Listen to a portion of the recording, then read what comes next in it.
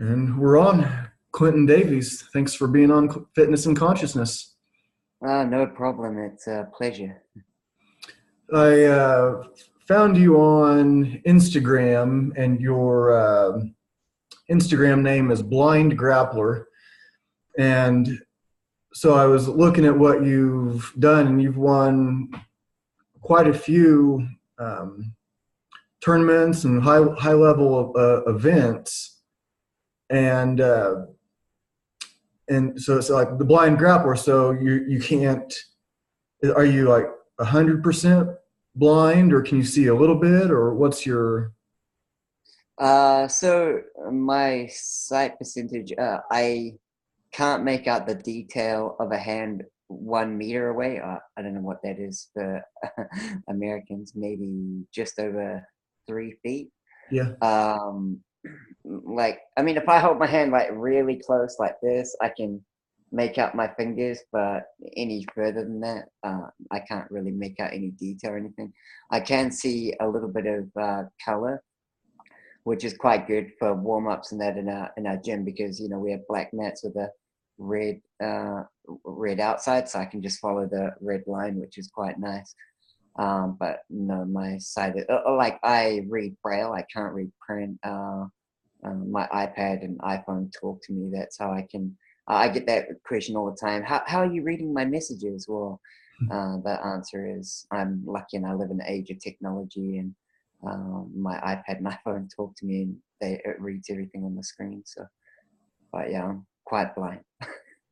Yeah, I used to drive a cab, and I had a lot of regular passengers that were blind, and so I've been able to like see a little bit of um, like what that may be like the apps. Like if you like lose your keys or something, there's like an app where you can use your phone and just kind of like move your phone around your room, and whoever's on the other side of the phone can tell you like where something is. So I would imagine, as difficult as it would be, then that like now it would be a lot easier to get through just the daily life of.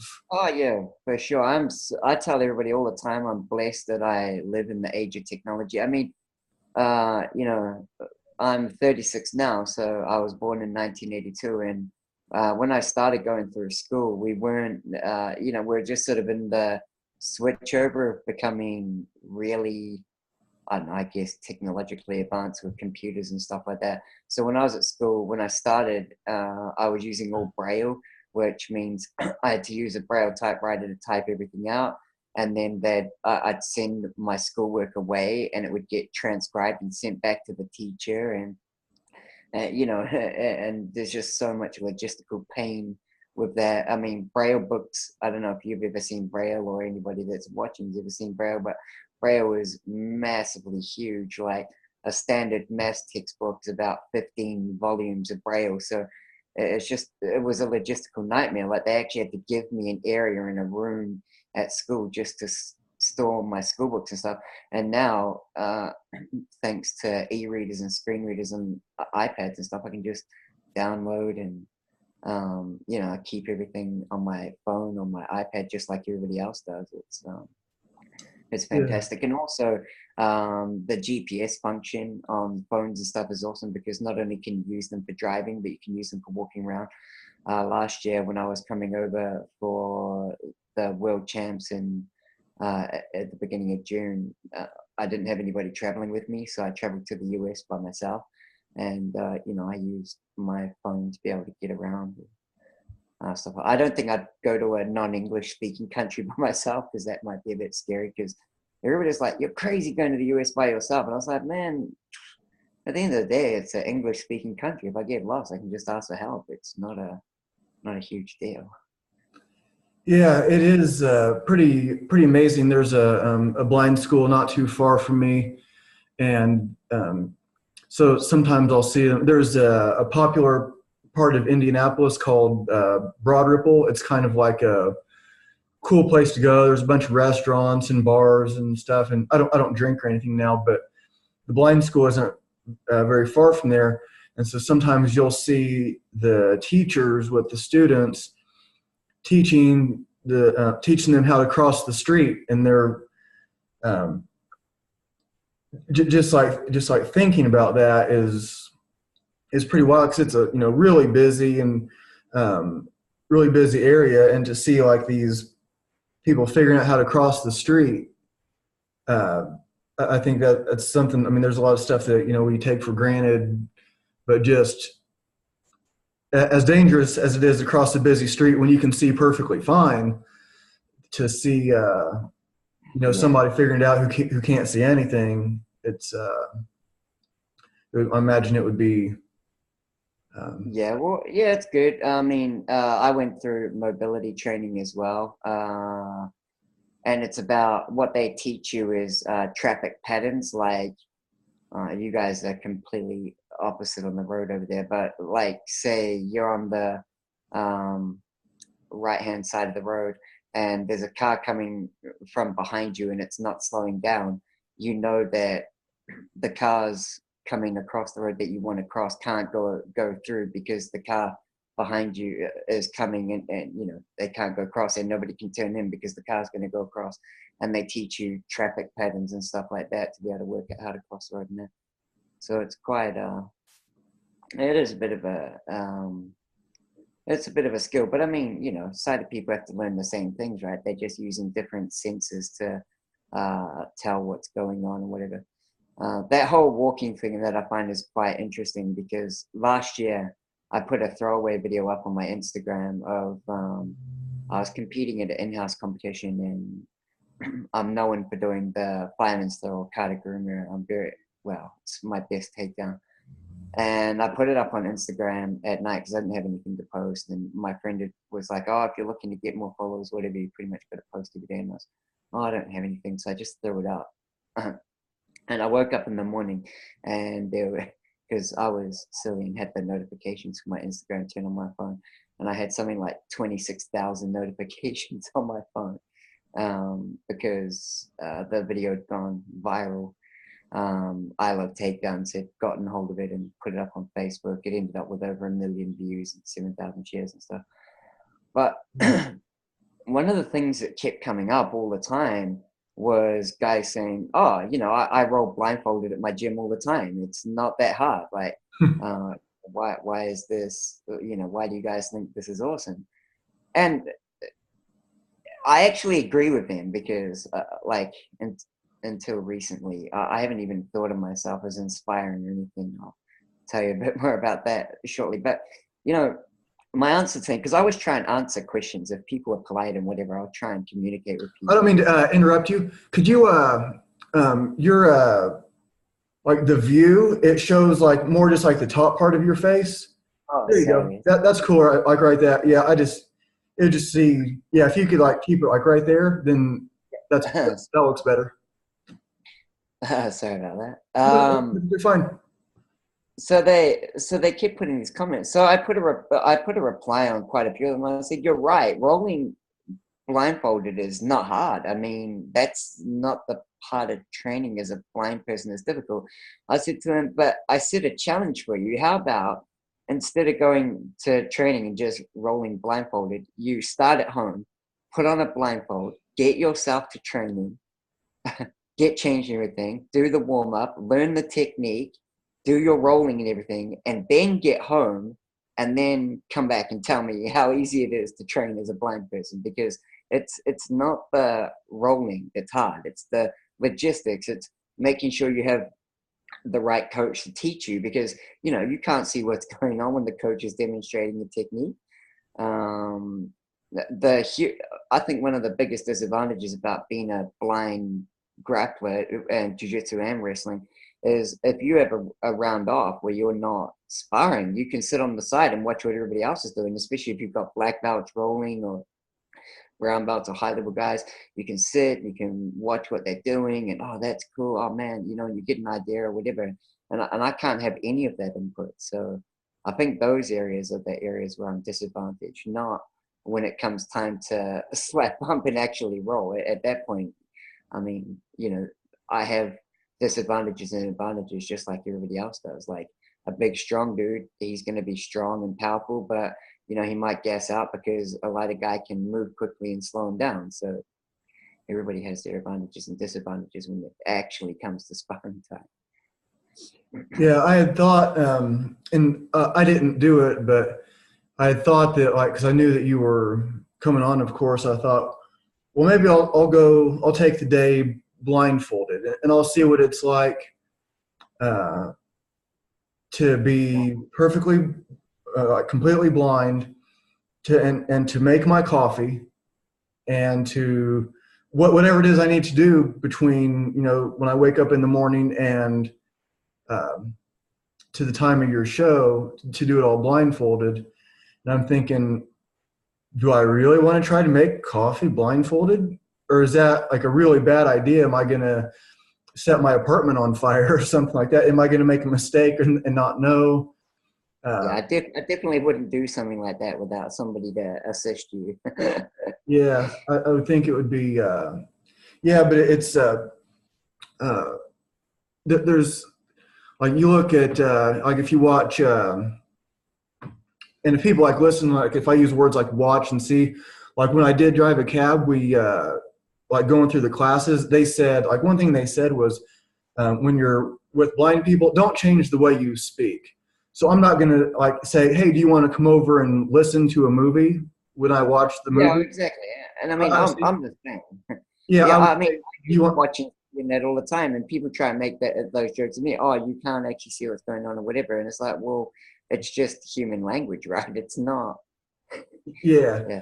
Yeah, so I think sometimes people, if somebody's listening or watching, if they find that insensitive, it's actually not. I've never heard no blind person has ever corrected me on that. So it's like, I would ask you, do you want to come over and watch a movie? Do you want to come over, like, or and sure, no, it's definitely not insensitive. Well, not for me anyway. Maybe there's always some people that are going to find stuff insensitive, but definitely not for me.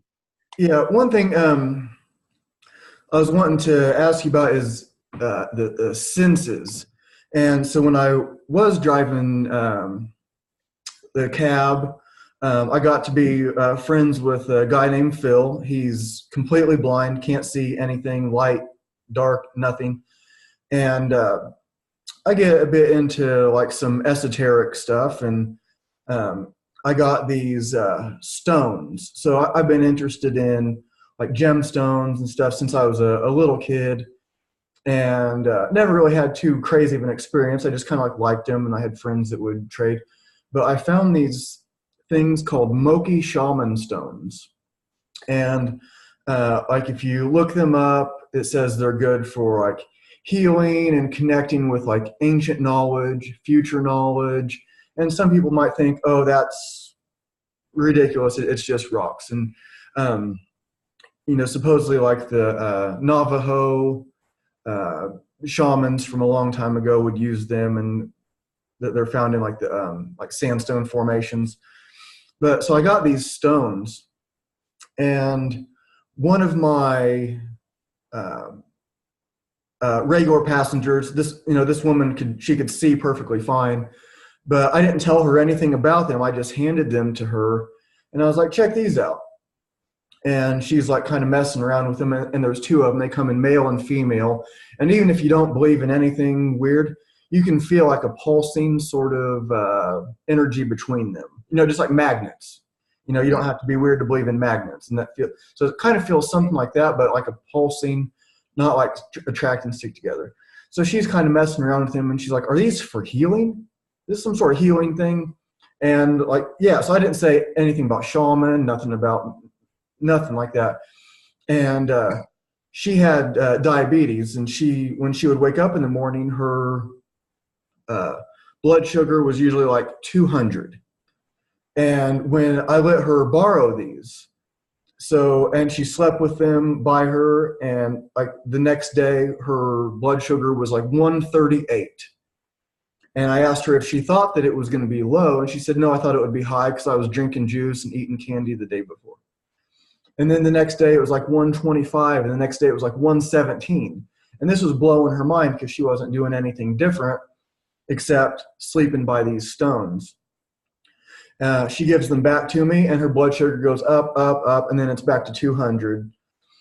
So I had my Phil, the blind friend of mine, same kind of thing. I didn't tell him anything. I didn't even tell him they were stones. I was here, check these out, and he holds his hand out, and he grabs them, and he's just kind of messing with them. And I didn't say anything about them.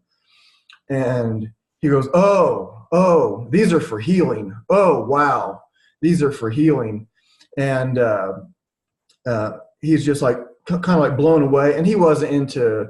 He was like maybe like typical Christian guy, if that's not too, if that's simple enough to understand. And he hands them back to me, and they were like really warm, like almost hot.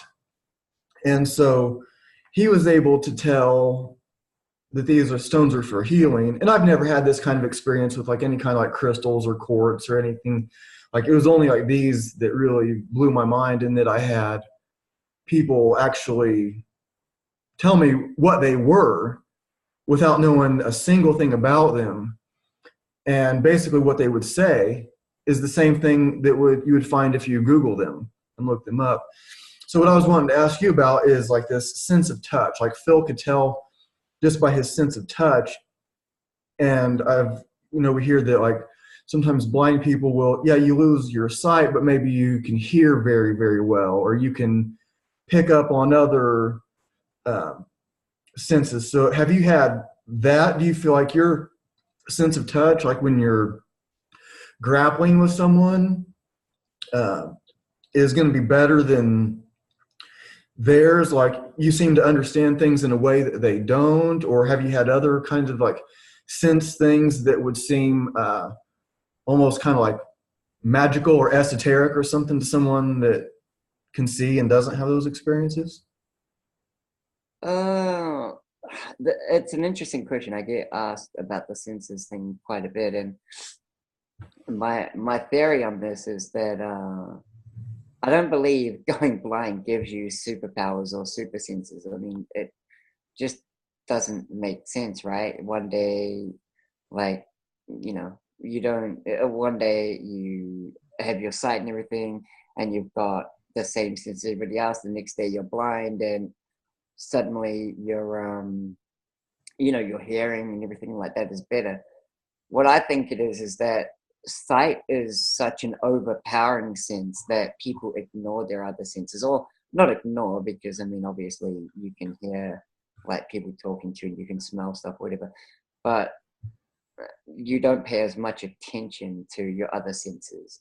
And I've told people to try this a few times. I say go, because when I wrestled, we were in a gym with a sprung wooden floor, right? And people would come up behind me, and I'd be like, "Oh, hey, how you doing?" I wouldn't know who it was, but I'd always know there's someone behind me. And they're like, "Man, that's freaky that you can do that. How do you do that?" I'm like, "You can feel people walking through the floor," and they're like, "What do you mean? No, you can't." I'm like, "You can. Just sit down beside me, turn around, and don't look, and just feel what happens, and just feel." And then someone else will walk in, and they're like, "Oh, there's someone coming." Yeah, exactly. Because the vibration goes through the floor. But because everybody relies on their sight, they just don't pay attention. I'd say to people, go and sit somewhere quietly, where like a park or even a mall, if you wanted to find a seat, just sit down and close your eyes, and then seriously think about every sense, like, what can I smell right now? And don't just feel, oh, what can I smell like right now? Oh, coffee. Like actually break it down. Like, I can smell coffee, I can smell perfume, I can smell oh man, you might be able to smell cleaning stuff. Who knows what you're going to be able to smell? But if you break it down and think about it, you're going to smell a lot more than what you think you're going to. What can I hear right now? Well, most people are going to be like, I can hear the major things like talking, or I can hear, like, well, I don't know, there's heaps of examples. But if you sit there and actually break it down, I can hear people, putting cups onto saucers. I can hear people moving things, and you'll find that you can get so much input that way if you just sit and break it down and think about it. Like, what am I actually hearing? Or what am I, uh, you know, um, when you're rolling, instead of just rolling blindfolded and trying to survive in that, you know, every time they move, what do I know they're doing from movement? Like, you know, or you know, you can get to a point where you can get so sensitive that especially white and some blue belts, they give stuff away by breathing. um you know, people that aren't blind talk about this all the time, you know, that going 100%, they're heavy breathing, and every time they're about to do something, you know, they breathe and then they're going to move. But there's other tells as well, like you know, they'll be moving and suddenly they'll get a lot more tense, and something's coming, like they're going to move, they're going to explode. Like, so, you know, I think if you can close your eyes and actually think about what input you're getting, everybody has the same senses. It's just paying attention. And with the esoteric stuff, it's the same thing. Like, if you don't think about it, or if you don't try and feel it or pay attention to it, then, especially with sight, I think everything just gets lost in especially if you're in a busy area or whatever, there's just so much going on. And I just truly believe that sight's so overpowering that everybody ignores everything else. Well, not ignore, but, you know, they're only using 10% of what they're actually, or they're only processing 10% of what's actually coming in, or maybe 20%. I don't know, because I'm not a doctor, and it's been a long time since I've had my full sight, but that's sort of my theory. And you know, I've had people come back to me and that have tried what I've said to them, and they're like, "Man, it's amazing what you can pick up on." I know, right? Yeah, yeah, that does make sense. That we just, you know, what you're paying attention to, what you're giving attention to, and the sight is just like a, you know, like the muscle. Like, why weren't you as good at your first day of jujitsu um, as you were yesterday? So yeah, just you paid attention and you practiced at it, and then you get better. So I guess that makes sense with our hearing and other senses too. That like what we're putting our energy towards, paying attention to, is can certainly improve. So you said that you used to have full sight. So I went blind when I was just about 2.5. Oh, I had an allergic reaction to penicillin, which caused oh, me to develop something called Stevens-Johnson syndrome, which is basically a blistering of the entire body, that especially attacks mucous membrane areas. So the eyes, nose, mouth. I've got big scars on my lungs from where I had blisters on my lungs, and they, you know, um, burst and whatever. I always think it's funny when people, oh man, it's so amazing that you can do what you do when you're blind. And in the back of my mind, I'm usually thinking, no, it's amazing that I can do what I can do when my lungs are half destroyed. And usually, you know, I'm one of the fittest guys in the room. At the beginning of summer and the beginning of winter, everybody at my club thinks I'm dying because all the scars fill up with like a fluid, and I'm coughing and choking and stuff. wow. And I've got to wait, because what happens is it's like chewing gum, and the scars contract and get really tight, and then they fill up with like a fluid, and then they've sort of got to open up, and it's quite a painful process. I'm not sure why with the weather change it makes it worse, but it does. So, um, but So you get yeah, like winter. sorry. So you get like, how much does your weather change there? Because you're in New Zealand. I thought it was like pretty hot all the time. No. So, I'm not sure what it would be in Fahrenheit, but in the summer where I live, it go between sort of, I don't know, 28 and 32 degrees, and in the winter it goes down to you know, between 0 and 5 degrees in the morning. So Okay. quite a, I think I think 0 in Fahrenheit's about 30. Yeah, like Um, 32, because zero is freezing. Is that right? yeah, crazy, yeah. Yeah, so that's 32 degrees for Fahrenheit. Okay, yeah, I didn't realize Well, that. it doesn't snow where I am in Auckland, but it snows not that far from where we are. But definitely in the morning, you can get up and there's quite a thick frost on the car windows and stuff like that in the winter. And then in summer, it's quite hot and humid because there's ocean I'm pretty sure in New Zealand, nobody's more than 1 hour from the beach. Yeah. I was really shocked the first time I came to America and I met somebody. I was in California and she was going on a cruise and she's like, oh, I'm so excited. I'm going to get to see the ocean for the first time. And I was like, what? Wow. Are you joking? And she was like, no, I live in the middle of the US. I haven't been to the ocean. I think she was about 18 or something. And I was like, oh, wow, that's kind of sad. Yeah, I've only been to the ocean a couple times. I live in Indiana, which is kind of like the middle of the country, and I've been to the ocean a couple times in Naples, Florida. But so, how did you get started with grappling? So I got started grappling because I lived in a very small town. Its name's Featherston. It's down by the capital of our country. And there really isn't much to do there. The kids play airsoft, like with BB guns and stuff, which I did do, by the way. I got really good at shooting people from listening to their movement. Wow. And one night I had a caravan at the time. I was out reading a book, and my little brother, he was 10 at the time, came and he knocked on the door and he was like, Clinton, I found a wrestling club. You should come down and have a look. And I was like, I was 17 at the time, and I was like, no, go away, as you do with your 10-year-old brother. He was like, no, it's really cool. And because I thought he was talking like WWE wrestling.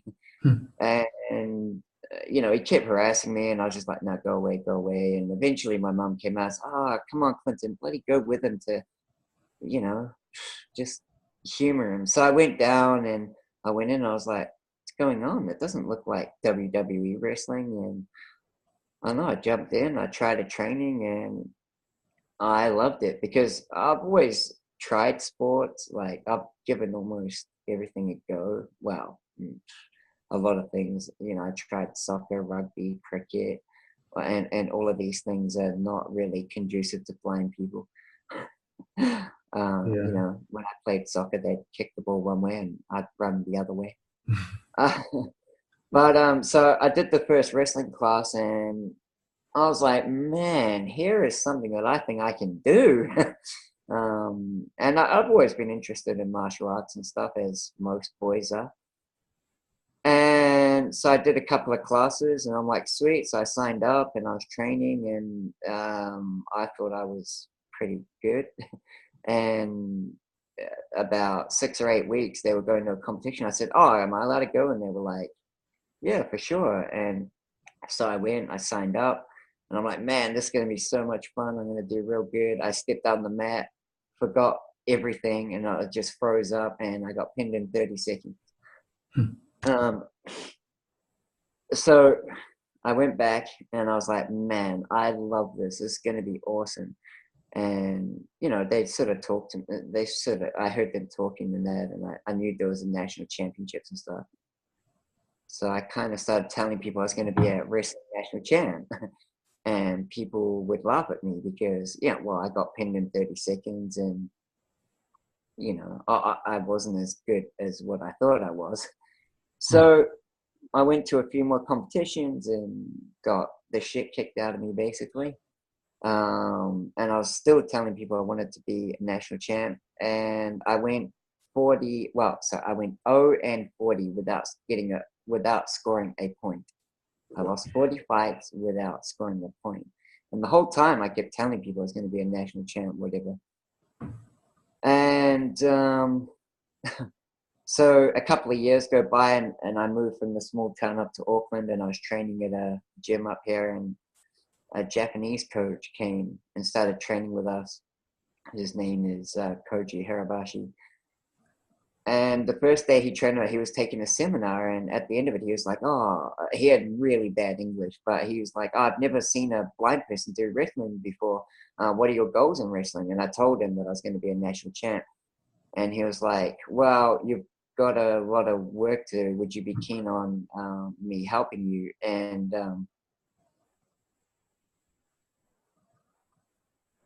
Sorry, I didn't realize that somebody could call me while I was out here.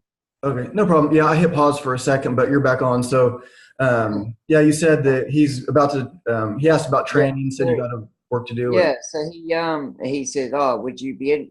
Would you? I'd like to help here." And I was like, I wasn't very rich at the time. I'm not now, but I was a lot poorer then. And he said to me, "Oh, I'll trade you extra help if you'll help me with my English." So after training, we'd stay for an extra 45 minutes, an hour, train, and then he'd give me a ride to the train station, which is about 25 minutes away. And on the way, we'd talk English, and I'd help him out with,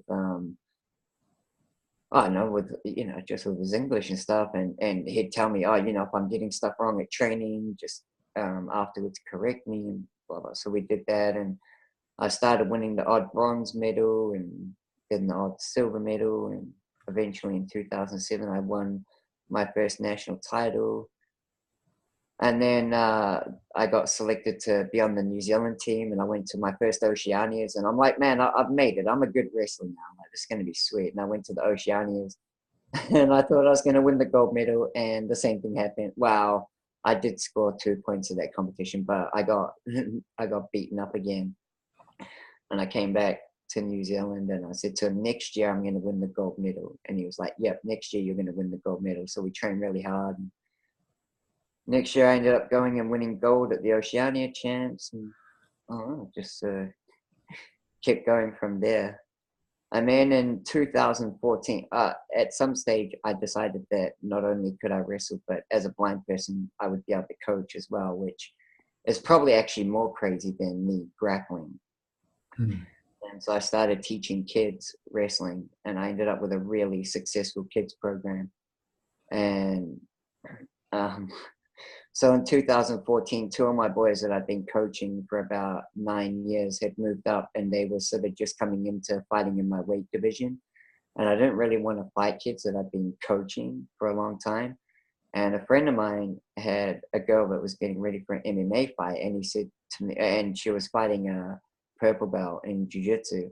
And he said to me, "Oh, would you be interested in helping her with some anti-grappling so she doesn't get taken down?" I was like, "Yep, sweet." So I went and did it, and I did some jiu-jitsu, and I was like, "Wow, this is awesome." I was looking for something else to do, and I was like, "Oh, let's do some jiu-jitsu." And I kind of thought I was going to retire from competing. I thought, well, I'd done everything that, because in New Zealand, there's only a certain limit you can get to in wrestling before, you need to move overseas. And I have a family, and it just wasn't. So I won the Oceanias 3 times. And from 2000, the first year I didn't medal, but from 2009 to 2014, I was in an Oceania final every single year. Um, and I'd gone to the Commonwealth Champs, and I'd got bronze medals there. And I'd competed at a few different tournaments. So at the lower level international tournaments, I was winning medals. And then, being a wrestler, you're never going to be a world champion at wrestling if you train in New Zealand. You'd need to move overseas and train. It just wasn't logistically possible for me. So I changed over to jiu-jitsu. I'm like, okay, I've done what I wanted to, because I told people that I wanted to either go to the Commonwealth Games, the Olympics, or the World Champs of Wrestling. In 2013, I was the first blind person to go to the United World, well, at that time it was FILA, but United World Wrestling Championships. And I was also the first New Zealander to do both freestyle and Greco-Roman at the same world champs, because crazy. So, I'd kind of achieved all my goals in wrestling. So I was like, okay, sweet, I'll do jiu-jitsu for fun now, and I'll just coach wrestling. And I went to, sort of backtrack tiny bit. I'd done a jiu-jitsu comp, no gi, because, well, I don't know exactly how it happened, but it just kind of happened. Like, it wasn't a planned thing. And then the next thing I find myself in a jiu-jitsu comp.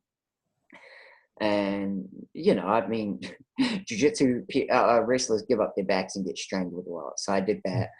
And then I was at another jiu-jitsu competition, and a friend of mine, this was just before I started, but a friend of mine was like, "Oh, are you competing today?" And I was like, "Oh no, because I've got the Oceania champs coming out in a couple of weeks."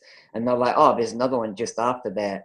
And then a bunch of guys were sitting around. They were like, "Oh, but a wrestler would be too scared to put a gi on." And I was like, "Okay, no, that's fine. I'll go and compete in the gi." So I put the gi on, and I don't know, somehow I managed to win a gold medal. It's the only time I've ever been allowed to fight in white belt.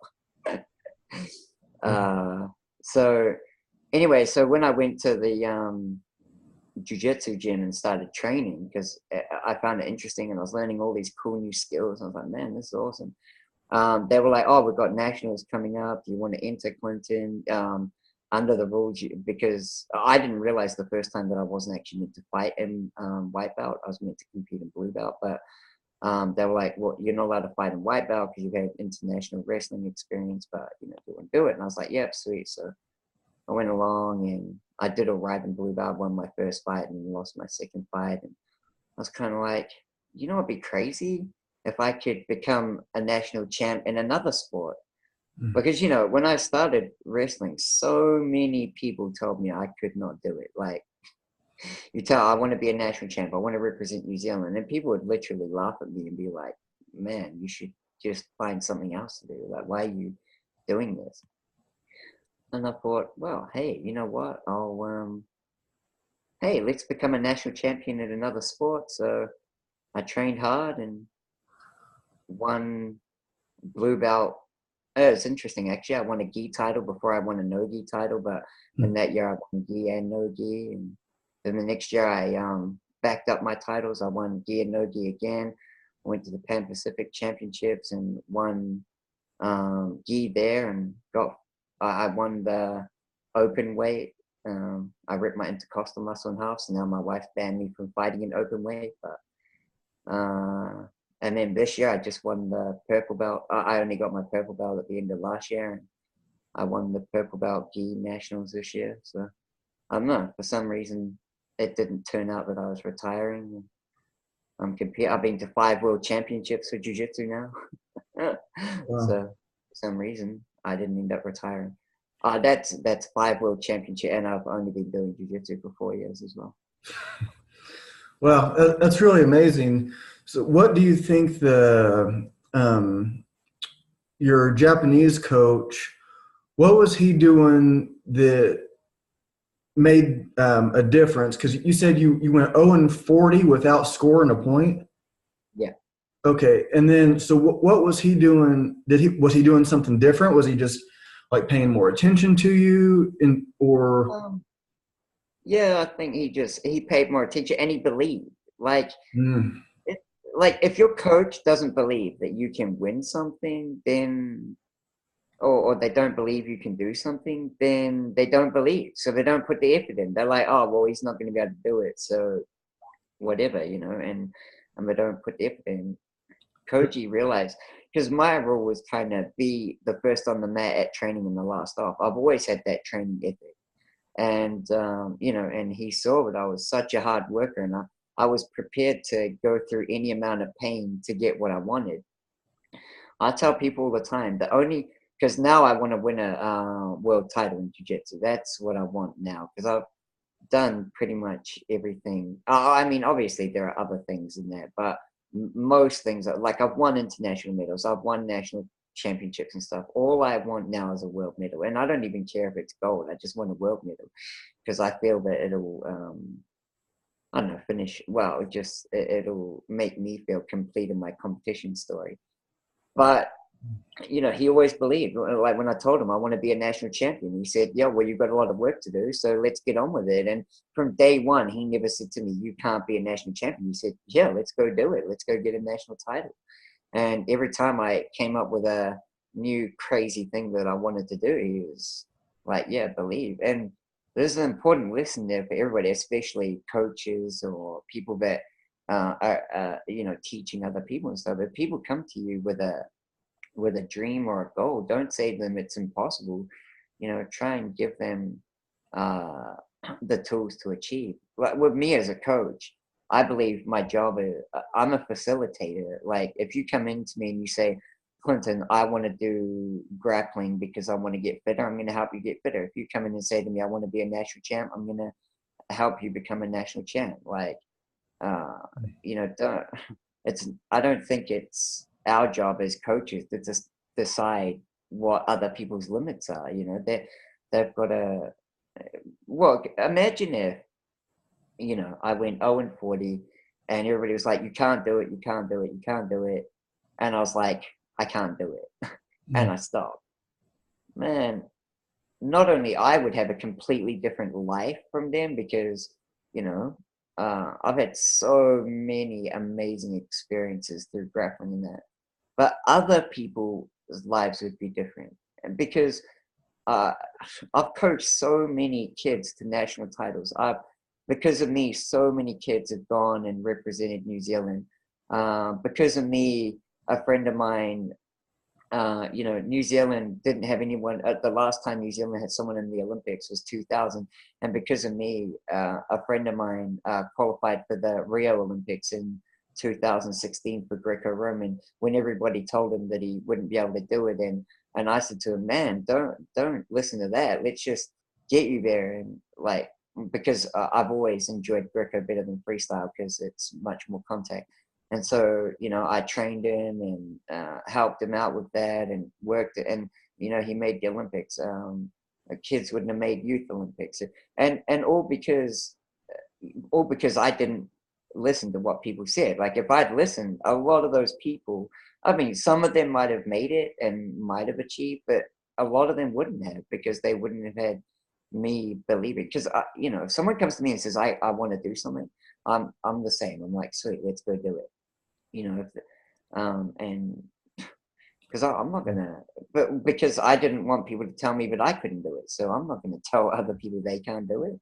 I'm gonna support people's dreams and and help them and encourage them. And it doesn't mean I'm always going to be nice to you. Like if you come to me and you say, Clinton, I want to be a national champion, man, if you message me and you say to me, oh, I can't make training today, I'm going to be like, why not? And if you don't have a good reason, I'm going to like give it to you honest. Like, hey, man, you're being lazy. That's not the attitude if you want to win a national title. Do you really want to win it or not? But I'm always going to be supportive. Like, oh, well, if you're not at training, you're not going to make it. I think, you should make training and then go and do whatever you're doing. Yeah, I would think that because of your situation and what you've overcome, that a lot of people will, there's going to be the people that miss training for whatever reason, but I think there's probably a lot of people that are like, if he can do it, if he can get there, I can get there too. And maybe I can,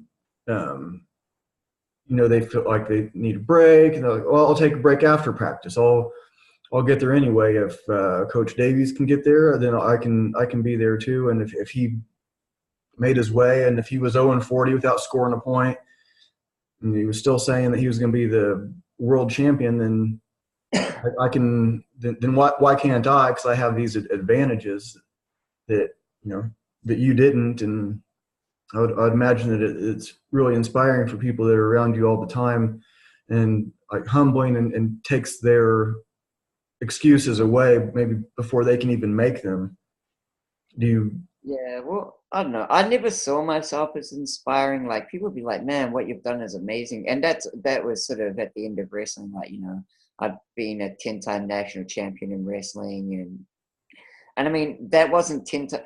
See, in New Zealand, wrestling is relatively small, so people be like, "Oh, but it's New Zealand national, whatever." It's not the same, and you're right. It's not the same as say the American nationals, but the weight division I was winning in was 74, 74 kilo, or what's that? It's about 164 pounds or whatever. No matter which country you're in, that is, well, that or 86 was always the toughest weight division. And,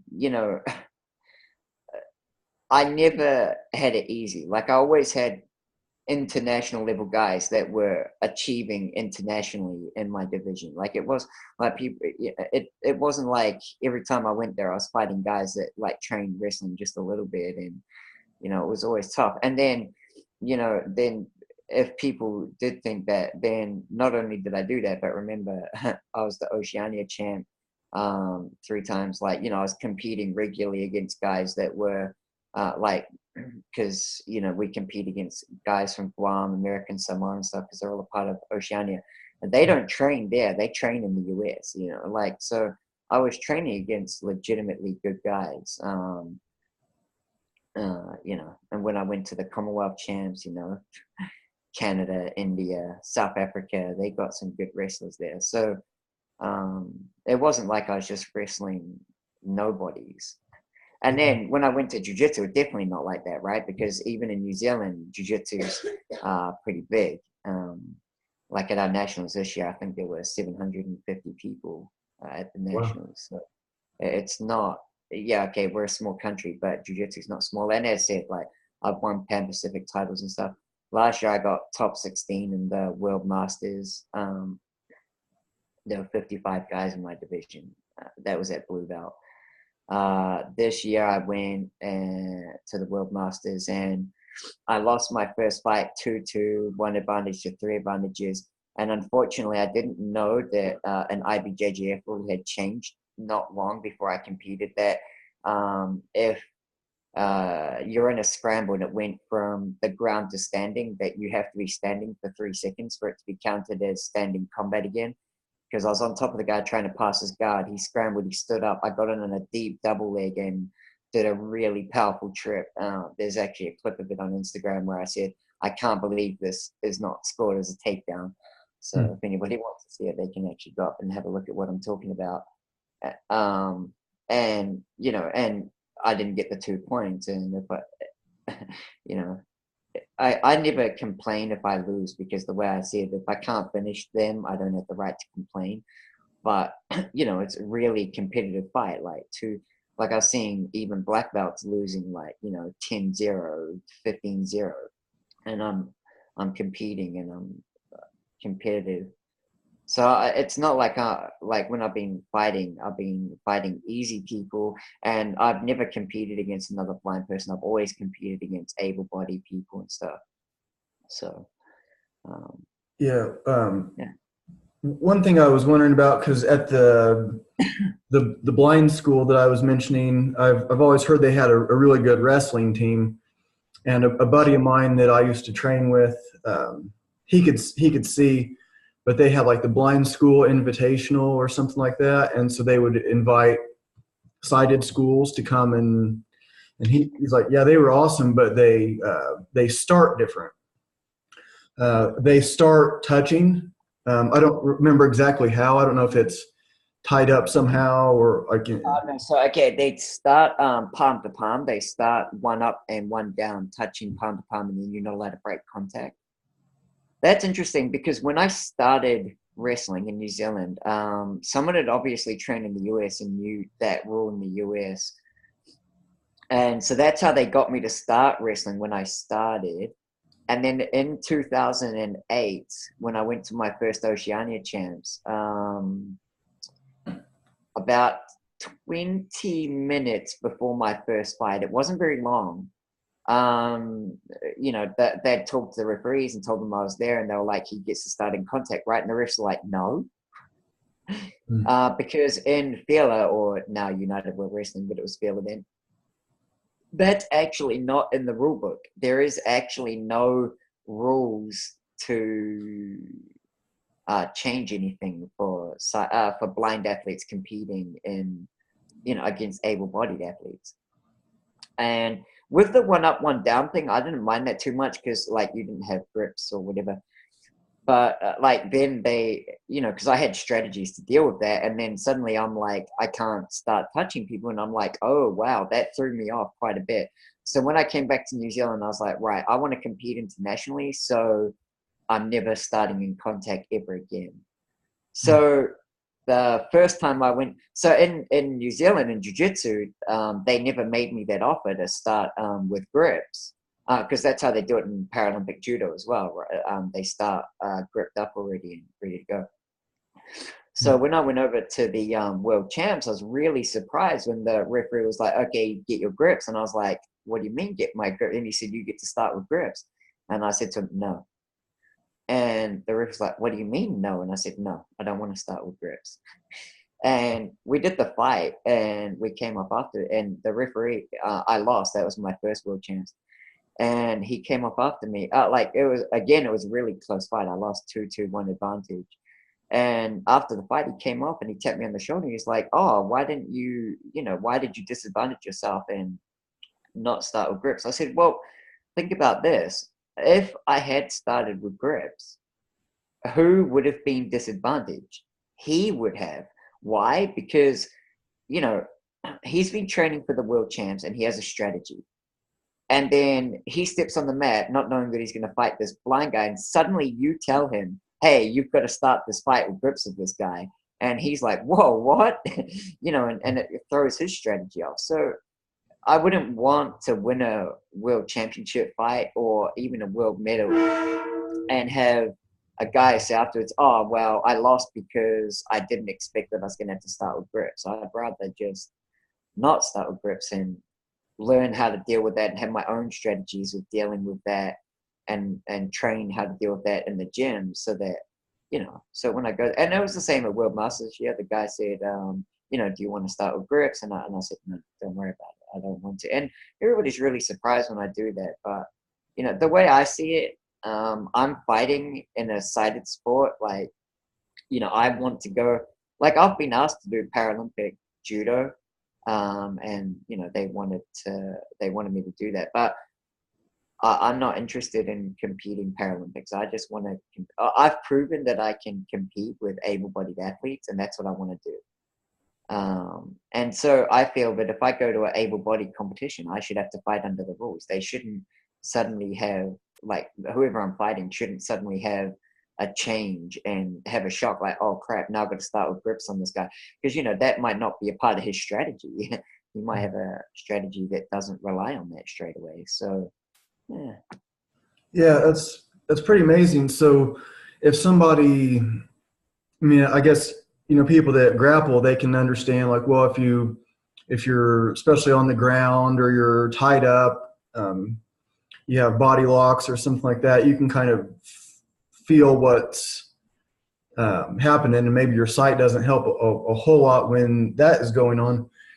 But what about like if there's a little bit of distance and somebody's shoots from like relatively far out for a double leg or a single leg or ankle pick or yeah. And that is a huge disadvantage. That's one of the reasons I like Greco compared to freestyle wrestling, because they couldn't do that. And man, I'm, especially New Zealand guys, it didn't take the, especially when I started winning, it didn't take them very long to start working out how to use my sight to disadvantage me. Now, there's another interesting thing. Like I say that, and then people are like, oh man, how could they do that to you? And I'm like, well, that'd be stupid not to. Like, if you go into a match and it's like a high level match where something's on the line and a guy has tape on his wrist, which side of the body are you going to attack? You're going to attack the side with tape on the wrist. Like, it's just what we do. We're in a sport, or grappling, fighting. It's a sport of looking for any small advantages to give you an advantage. Man, if you know that a guy's blind and you can work out how to use that against them, then man, I would as well. Like, why not? I do not take that personally at all. As far all I think is it's my job to make sure I've got strategies to deal with that. The nice thing about it in jiu-jitsu is even if they did that to me and they got a takedown. Now, okay, I'm down 2 points, but at least I'm not getting pinned and it's going to be game over. I've got strategies to deal with that if it happens. But of course, man, as soon as the fight starts, I'm going to try and get grips as fast as possible, because I would much rather know where my opponent is. It's just that I'm not going to disadvantage him by making him start with grips when he's not aware that could be going to happen to him, like, because if I it's just a surprise. Like, I mean, imagine if you went into a competition and,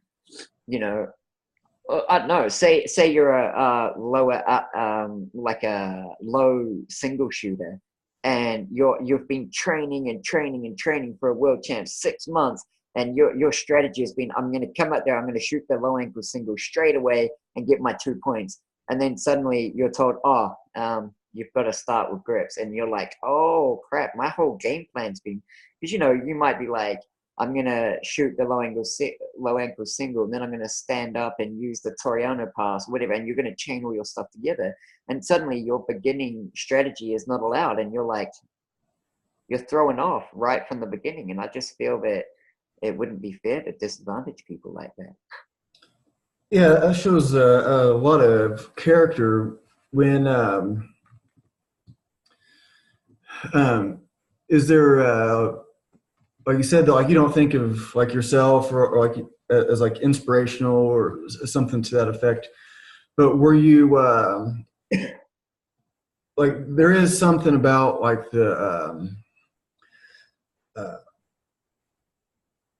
like Zatoichi, the Blind Swordsman movies. I don't know if you've heard of those, or like there was like the Van Damme movie, Bloodsport. He gets blinded with the sand or dirt or something, but it was a Yeah. good thing that his trainer was made him train with a bucket on his head, so he couldn't see anything anyway. So he was able to.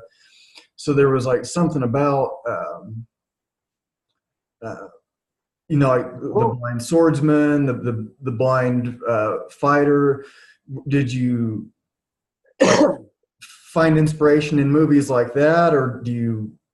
oh, not really. I just always wanted to be a martial. I mean, Bloodsport was one of my favorite movies of all time growing up. So I've always wanted to be a martial art. It's funny, like all little kids, I guess. You want to like, oh, I'd love to be a black belt in something someday, and then I choose wrestling, which doesn't have belts, which was hilarious. Now that I'm in jujitsu, I'm looking forward to one day getting a black belt and being the first blind New Zealander to get a black belt, because I know there are other blind black belts out there. Um, so unfortunately, I won't get that because I like setting first. Like I like doing unusual things and being the first person to do things. Um, but no, I didn't really get inspiration from blind characters or whatever. It's funny because after that video went viral, a lot of people like, oh, real life Daredevil, blah blah blah, and I'm like, man, I wish. I'm not a natural athlete. I'm not, as I said, like my senses, I don't have daredevil senses or anything. I'm just a hardworking, stubborn guy. I'm stubborn. Like most people, if they went 0-40, not scoring a point, everybody was telling them that they wouldn't be able to get anywhere. They would have just gone, oh, okay, I'm not going to get anywhere. They would have quit. I'm just like, just watch me. The more that they told me I wouldn't make it, the more I wanted to make it. So. And when I started wrestling, I was about 135 pounds, and I couldn't even lift an Olympic, like I couldn't even bench press a 44-pound Olympic bar. Um, I've had to. People in jiu-jitsu now, they think I pick stuff up really quickly, and they think I'm a real natural gifted athlete, whatever. But what they didn't see was the years and years of grinding and hurting and stuff to be able to get my body up to, because I've lost a bit of weight since I started doing jiu-jitsu. I used to weigh about 185 pounds and then cut down to 164, whatever it was. So I weighed about 83 kilo, 84 kilo, and I cut down to 74 kilo to compete. Now that I'm in jiu-jitsu, I don't cut because, you get weighed, you go to the mat and fight. So I think cutting weight in jiu-jitsu is detrimental, so I just don't do it. I'd rather just, to be honest, I usually sit about 2 pounds under the weight limit so that I can have something to eat in the morning. But it wasn't natural. Like I was just a skinny blind guy who had to just work so hard for everything that I got. And I truly believe that almost anything is possible. I mean, I say almost anything because I can't drive a car on the road. I have driven a car, but just not on the road. And where I did do it was very empty and safe. The only people that were going to get hurt was me and my brother. I told you I like doing crazy things. I've ridden a motorbike by myself. Yes, yeah, I'm crazy. I like doing. I've settled down a lot more now. I have two kids. My daughter's 11. She does jujitsu with me. She's been doing it about 3.5 years now. We're actually about to go on our first international competition together. I'm really excited for that. We're going to the Pan Pacific Championships in the end of October, and we're both going to get to compete together. We've both won national titles together in August, which was really special for me.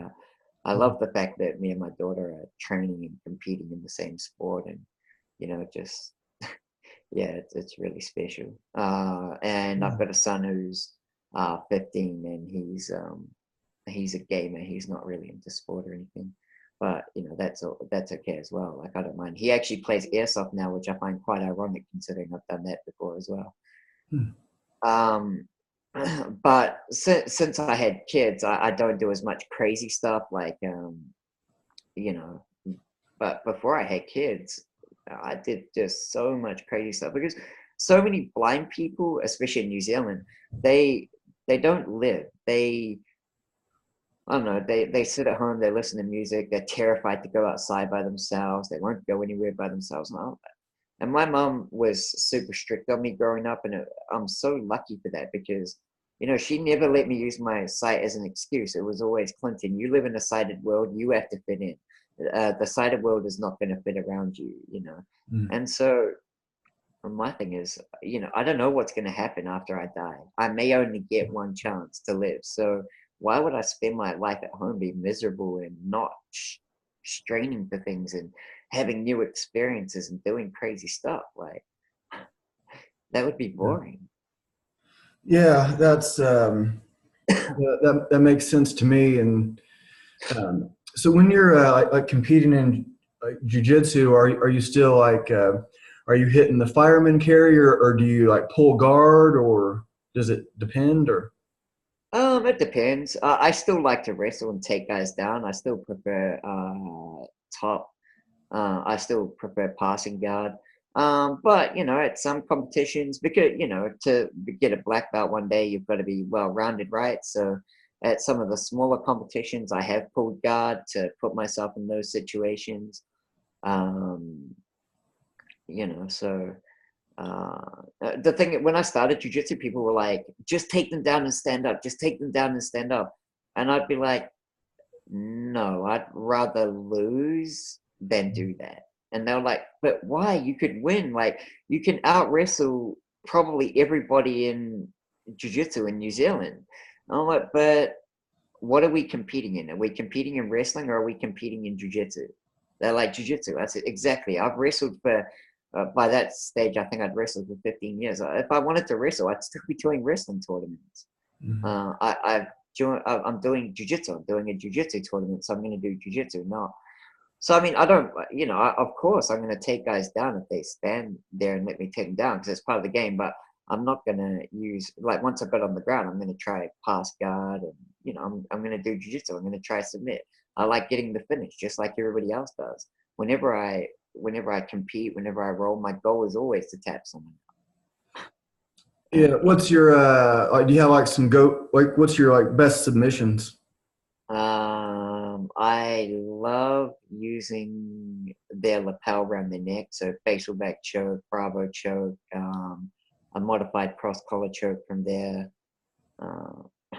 that sort of thing from side control. Yeah, so that's what I like. Yeah, that's a lot of my favorite stuff. Neck cranks and chokes are my favorite thing. I'm a neck guy. It's fun. Oh, we did an in-house comp this weekend, and I actually won. We were using Grappling Industries rules, and I fought in the advanced division, so heel hooks and stuff were allowed, which is the first time I fought in a competition with heel hooks. And I actually I won a match by heel hook, and I won a match by knee bar from scissor takedown, which I've always wanted to do, but you're never. But that scissor takedown is illegal in IBJJF. And even in the SJJF rule set, it's illegal with the leg hooked behind the knee because otherwise it's counted as reaping. But at this comp, they were like, oh yeah, that scissor takedown's allowed. And I always used that as a single leg defense when I wrestled. So I was so happy. And I was happy that I got the scissor takedown knee bar combination. Yeah, that is a cool throw. The scissor. You might have seen it on my Instagram. I usually I don't post up video of like if I compete against my teammates, especially if I get submissions. But the guy I was competing against was actually a really good friend of mine. So I asked him. I was like, "Oh, I've always wanted to pull that up in the comp. Do you mind if I put it up as a video?" And he was pretty good. He's like, "No, it's all right, man. It was it was all in good fun." So I mean, he tried Yeah, to rip my off with a guillotine earlier in that fight. So. yeah, that's cool. That's a good idea. Hitting it from the single leg, and that throw is illegal in judo too. I didn't get real far in judo. The rules kind of drove me crazy. There's too many rules, but it's a Yeah. sport. I mean, so there's going to be a lot of rules, but I didn't. I guess people are getting their knees taken out and stuff, and that's why they made it illegal. Well, In judo, I made a video about that actually because so many people were telling me, oh, that it's so dangerous. It's the most dangerous takedown or whatever. And I mean, as I said, I use that all the time when I wrestled, and I use it all the time in sparring. Like when guys try to take me down, I've never damaged somebody's knees. And I put a video up explaining the way I do it and why people's knees don't get damaged the way I do it. And it's because people's knees get damaged when people try and fly into it and they just jump in. But when it's a single leg defense, if you can get your hips right onto their thigh, their knees never going to get damaged because the way I do it, it doesn't torque their knees. They're more likely to slam their head in the mat because it's an odd way to be taken down rather than yeah, their knees twisted. So I don't know why it's illegal, but you know. yeah, yeah. It's kind of beyond me because I didn't know it was going to be that Same big. thing as knee reaping, right? Why is knee reaping illegal? It's silly. Hmm. Yeah. So with your with your jujitsu school, did you like is the one that you go to now? Is that the first one you started with, or kind of like your Uh, wrestling coach? Did you have to like find the right instructor that? no. So I train with Tukaha Jiu-Jitsu. It's probably one of the only unaffiliated schools in New Zealand. When I mean unaffiliated, like we have an Atos branch here, we have an American top team branch here, whatever. Tukaha, it means stand strong in Māori, which is the indigenous language of New Zealand. Our coach, Pedro Fernandez, he's a Brazilian. He's a fourth degree black belt now. He was like, "Oh, I don't want to affiliate. I just want my own brand." And that way, it's good because people can come in and train with us, like because Pedro's really laid back and he really enjoys visitors and all of that. So there's no, well, we try to have no team politics from our end. Everybody's welcome to come in and train with us because even like people from other schools come train. And someone said to Pedro, "Oh, what about if they're going to be competing against us?" And Pedro said, "Well, if we help other people get better, it just means we have to get better. So, I just don't care who comes and trains with us," which is really nice. But the way I got involved with them is one of the guys who's a really good friend of mine, Mike Hoare. He's a Malaysian guy. When I met him, he was a purple belt. He came into my wrestling gym to learn some wrestling, and I helped him out with wrestling. And he showed me a few jiu-jitsu things. This is right back in 2007, and so I kind of had an idea what jiu-jitsu was. And I had actually gone in and done a couple of trainings with the guys at Tukaha in my off season just for a bit of fun, and that'd get me to show some takedowns and that whenever I went in. And Mike had some mats in the back of his car, and he'd learned a cool choke. He was a purple belt, and he'd learned a cool choke or a cool sequence of stuff. And my house was on the way to his house, and he'd come over and he'd set up his mats in the lounge room and just choke me a lot. It was really fun. So, and then he was the one who asked me to coach the girl Natalie for the MMA fight. And I'd always like Pedro and Mike and that because they're just such laid back guys, and they'd never had any issue with me being blind and whatever. So it was good, and it's been a good relationship because slowly things have developed. Like, usually the way it works at jiu-jitsu is the next highest grade in the belt is the person who's used to demonstrate on and stuff. And what they would do is they would, show them with the rest of the class, and then, Pedro would come over and do it on me because that's how I learned. I have the person do the technique on me. But eventually all the coaches have learned. So now, whenever I'm at training, once I got my blue belt especially, and I knew a bit more about what they wanted me to do, now instead of, using the next highest grade in the belt, they always just demonstrate on me.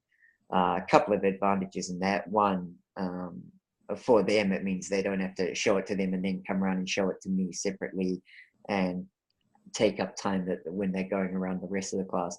And the other advantage is, for me, I don't have to rush and try to pick everything up in one demonstration because, you demonstrated a few times or whatever, so I get to feel the details and things like that. So it's quite good. So, as we've gone along, like, just little adjustments like that. We haven't had to do any major adjustments.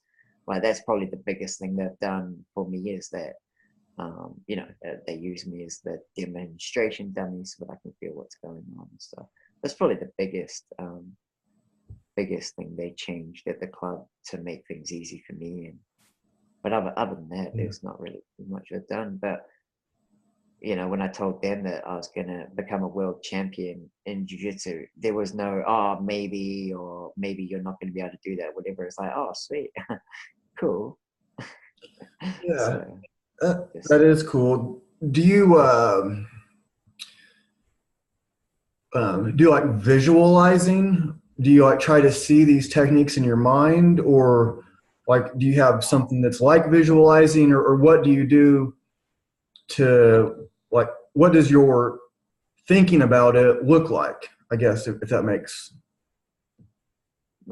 Yeah, well, I'm not sure. That's an interesting one. It's like people saying to me, what can you see? I love that question because I always say to them, I don't know. And they're like, what do you mean you don't know? And I'm like, well, what can you see? And they say, everything. And I'm like, what's everything? And they're like, everything. And I'm like, explain everything to me. And they're like, I can't. I'm like, exactly. I can't. Like, if you ask me, can you see this or can you see that, so that you can get a comparison for what you can see? Okay, I can, but don't, like, I can't explain to you what I can see really, because I don't have anything to compare it to. Like, I don't know I can't remember what having full sight is like. So I can't, like, people say to me, is what you can see blurry? I'm like, well, I don't know.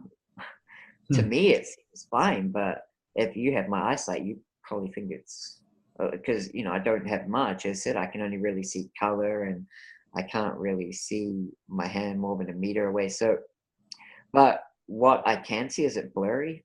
I have no idea. Probably. That's an interesting thing, because it's only blurry if you call it blurry. Yeah, exactly.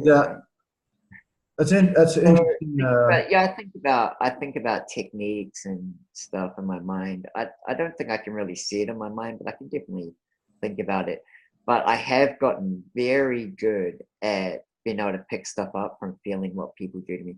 For example, last week we were doing a really sort of, I don't know, ninja defense to the back, where you can hook the leg and almost do like a barambola movement inversion and end up retaking the other person's back. Now, interesting, I found it hard to do. It wasn't something that I was like, oh yeah, sweet, I could just get it and click, it was there and I could do it. However, what I could do was help my training partner to get it really good really quickly, because I knew exactly what it should feel like because the coach did it on me. So I knew exactly how it should feel when the coach did it. So when he did it, I knew exactly, yes, that feels exactly the same as what's just been done on me. So I could help him get it a lot faster than I could get it. Because, like, when someone's doing it on me, I can be like, yes, that feels exactly the same way as when the coach did it, or no, that does not feel exactly the same. So I've gotten a really good, well, I've gotten a pretty good skill, and people like drilling with me because as I said, I can feel it and I can help them that way, and usually they can pick stuff up really quickly.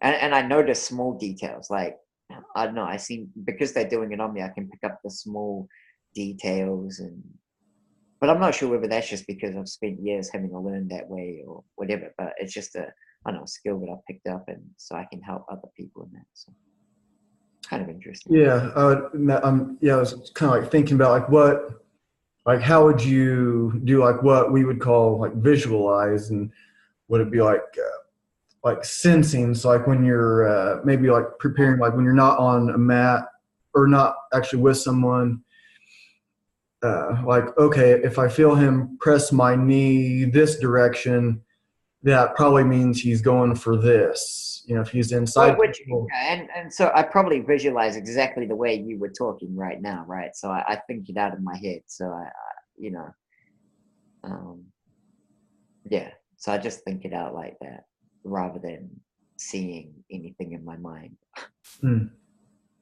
Yeah, that's fascinating. Do you dream? Like, what can you like describe like what your dreams are like? Like, So my dreams are pretty much exactly the same as so like when I dream I don't have sight in my dream. I have the exact same level of sight in my dream as I do in real life.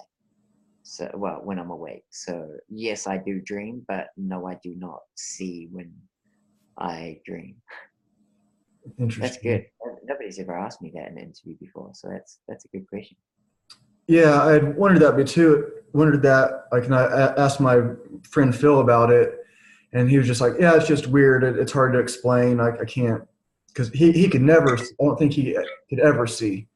But yeah, I kind of like wondered that because in when you can when you have vision and you're dreaming, you're seeing stuff that, I mean, you're asleep and it's dark, but things are like lit up just like they would be in the daytime or whatever, and there's things that aren't really there that you can see. So I had um, wondered about that. So, I mean, I guess I've had you on for like about a hour 15 or so. I could kind of like pick your brain at this for all night, but we can start to wrap it up here. Is there anything that we haven't covered that you were wanting to get into? Like, how can people like find out more about you, and or if you have like something else you're wanting to get into, we can do that also. Basically, if anybody wants to reach out to me, I try to be really approachable. Like, if people comment on my stuff on Instagram or on my Blind Grappler page on Facebook, I usually try and, especially if it's a question or whatever, I try and answer. I mean, if people send me messages, I try and engage with people because, um, I don't know. Uh, i- if people want to, if they take the time out of the day to want to talk to me, then man, I'm gonna do that. And I mean, I've only had one person that was extremely stupid that I didn't answer back. Um, but yeah, I mean, as I said, I just try to be approachable. If people want to see what I'm up to, go follow my Instagram at Blind Grappler or my Facebook page, the same thing, Blind Grappler. Um, yeah, I mean, that's basically it. And just, I don't know, I hope that people that listen on the podcast like realize that it doesn't matter if other people tell you that things are impossible, that anything's possible. I mean, people ask, like, I've done a couple of public speaking events. I said earlier, I didn't think of myself as inspirational. I only started realizing why people might find me inspirational after I won. So I'd won national titles in both freestyle and Greco-Roman wrestling, and then I won national medals in that. And I didn't think that was too crazy. And then I won a gi national title in jiu-jitsu. And then it wasn't until I won my no gi national title and I was sitting on the side of the mat, and I just like I'm almost not believing it, and I'm thinking, yeah, that's crazy. Like I'm a blind guy who has now won national titles in 4 different styles of grappling. If you count gi and no gi as different styles, and you count freestyle and Greco-Roman as different styles, Mhm. I've won national titles in 4 different styles of grappling. That's And I thought, awesome. wow, like, yeah, okay, I can maybe understand why some people would find that inspiring. And the thing is, like, I didn't start this journey to inspire people. I did it for myself. But if what I can do can make people dream bigger, aim higher, go harder, push themselves, man, I'm happy with that. People ask me, what are my keys to success? And the things that I would leave people with, and the thought at the end of the podcast is the 5 things that I think about that people need for success. The first thing that you need for success is decide whether you really want something. And when you're deciding whether you really want something, it's not how cool will it be if I have it, but what am I willing to sacrifice to get it? For Mm. me, for winning, well, when I wanted to be a national champion for wrestling and now wanting to be a world medalist for jiu-jitsu, I'm prepared to sacrifice pretty much everything except my family to get it. I don't go out on the weekend. I don't have a lot of friends. I don't drink. I give up a lot to get what I want. But the only thing I'm not happy to sacrifice is my family. Mm. So, think about what am I willing to sacrifice to get what I want? The next thing that you need is someone to believe in you. It doesn't matter whether it only has to be one person, but that person, well, I've actually done this in the wrong order for you guys, but the job of that person is when you don't believe in yourself is to keep you on track and basically to give you butt kickings like, oh, maybe I can't do it. No, you can do Mhm. it. Yeah. That's actually usually meant to be number 3. Number 2 or number 3 is you've got to believe in yourself. If you don't believe in yourself, how can other people believe in you? Like, Mm. if someone says to you, oh, you know, do you think you can do it? And you're like, oh, maybe I'm going to do it. I hate the word maybe or try. They're not great words. They're annoying. Yeah. Um, that's a subject for another day. Mm. But like, for example, if you go to a competition and you think that you're not going to win, you've already lost. Like, I've had people compete against me in jiu-jitsu, and they're like, oh man, I'm fighting Clinton. I'm not meant to win. As far as I'm concerned, if you think like that, you're probably going to lose, because as soon as it starts getting hard, it's okay for you to lose. Mm. Like, you get 2, 3 points down and you didn't think you were meant to win the match. And then you're like, well, I wasn't meant to win the match anyway. It's okay if I lose. It's okay if I don't give 100% now. Whereas if you believe that you're going to win that match and you get 2 or 3 points down, then you're going to go crazy and you're going to give it even more to win, because you're like, man, this is not your fight. This is my fight. I believe I'm going to win this. So it makes you fight even more. Um, so that's 3 things. Um, the oh man, now I'm losing track. So you've got to know, you've got to know that you truly want it. You've got to believe in yourself. You've got to have someone that believes in you. I know there's 2 more, but my brain's not working. It's too early in the morning. But the other main thing is hard work. Like, you can't get anything without hard work. And you've got to be willing to work harder than everybody else. Uh, you know, it's so obvious, but um, I don't know. People Yeah. think they're working hard when they're not working hard. And sometimes working hard, like, man, for me, not training is hard. Like, having a day off or 2 days off is hard, but sometimes you need to do that, right? And when Mhm. you're having your day off, you've got to be good and rest and not. So working hard can sometimes be doing the hard things like that, or sometimes I don't feel like eating at the right time, and you have to force yourself to eat. There's different things of working hard. It's not just go and kill yourself on the mat every day, but work hard at everything to make yourself better at what you want to achieve. And yeah, basically just go out there and live. Don't be scared to live life. Go and have experiences and have fun and push yourself and be crazy. Yeah. That's all. really good advice, and people can, I think, too often, kind of like we were talking about, making excuses before, and like, I don't really feel like training today. I've been working a lot this week, and but yeah, just get out there and just make it happen. And like sometimes what I might do is like, so I work a lot of crazy hours and stuff, but so but then maybe I'll go to the gym and I'm like, okay, I'm going to set the timer for 20 minutes and I'm going to do alternate sets of squats and pull-ups. And, Yeah. uh, and after 20 minutes, I can get in quite a bit in that 20 minutes. And so, like what you're saying is, makes a lot of sense, and just kind of get rid of all the excuses and don't say try or maybe. And that's, you said those are words that are annoying, and like Well, they're excuse words. mm, yeah. I mean, I could get into a half-hour rant on that. Like I tell people all the time that whenever they say that, not to, well, if you say I'm gonna try and win a match, again, it's this whole thing, right? If you're gonna try and win a match and then you get down by even a big advantage, like say you get down by 10 points and you think, man, I'm not going to get it back. Then you see people quit. You see it happen all the time in grappling. People get down and then they suddenly quit.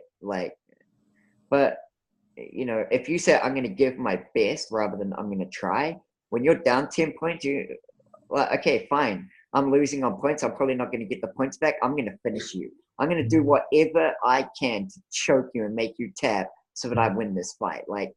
Even if you have to start doing crazy stuff, like just throwing Hail Mary stuff out there, but you just you don't just lie down and die and accept it. And that's what try gives you, is the ability to do that. Whereas if you say I'm going to give my best, you can't lie down and die in the middle of a match. You've got to keep going. And that applies to everything in life, right? Like, you're struggling with school or study, and you've used the word trying, like, oh, I've tried my hardest, oh, I'm not going to succeed, so I just give it up. Whereas if you're going to give your best, you're going to go out and you're going to seek help. You're going to do everything you can to achieve what you've set, right? So that's why try and maybe I don't like those words. Yeah, I don't blame you. And I would imagine it, like with your students, and when they're trying to tell you an excuse, you probably just have to like stand there. Maybe you don't have to. I could just kind of like see, somebody trying to make excuses, and you just stand there, and then they realize themselves without you saying anything, like, oh, maybe I should just stop talking and get back to training. And so, well, Clinton, As I tell people all the time, man, there's people, man, people think my story is inspiring. There are so many people out there that have had it worse than me. And I understand that too. That's why I find it hard to believe that I'm inspiring, because there's so many people out there with even more crazy stories. I mean, like I saw a guy grappling a couple of years ago, and he had no legs and he only had one hand. That was in New Zealand. Like, he was from Peru, and I'm like, man, at least I can grab hold of the guy. Yeah, wow. Yeah, that's kind of like maybe that's like one of the cool things about this existence that we have, is a lot of people think, man, it sure would be nice if it was a lot easier.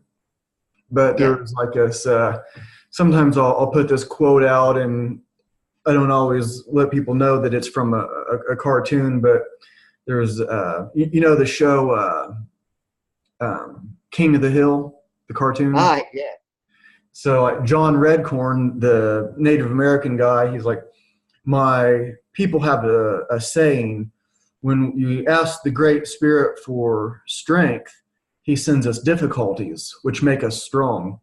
Yeah. And so sometimes I'll put that quote up as just like John Redcorn said it, but I don't know that it's from a cartoon, and it's, but it makes a lot of sense. So you want to be strong? Well, you're asking for something you're asking for a difficult path, but you get what other people like wish they had. Uh, so Yeah, it's yeah, it's kind of like a careful what you ask for. You just might get it. You say you want to be a world champion. Well, okay. uh, don't wish, man. Just go and get it. Hmm. Yeah. Well, Clinton, I'm really glad you came on. It was very cool. You can come on again whenever you want and talk about whatever you want. It doesn't have to be just about being blind and doing cool stuff. If you have other subjects or whatever that um, you'd want to get into, I'd be happy to have you on again, find out more about you and what you're all about. And um, just, you can, yeah, just reach out to me anytime for that. And did you have anything else you wanted to close on?